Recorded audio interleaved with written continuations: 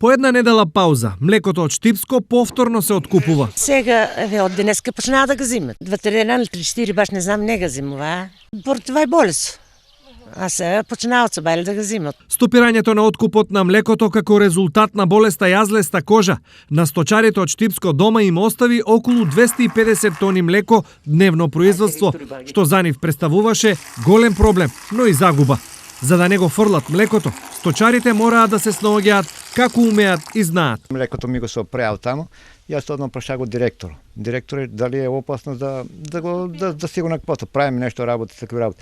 Вика нема потреба, вика да се плашите толку, вика правите си го сирење, вика додека да ви известиме тоа, до кога ќе биде. Во моментов, откупот на млеко се одвива нормално, но сточарите треба да му најдат крај на сирењето кое од зор го правеа.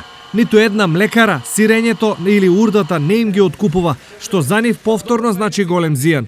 Инаку, болеста јазлеста кожа не се пренесува на луѓе и според лекарите, млекото и преработките од него се безбедни за консумација.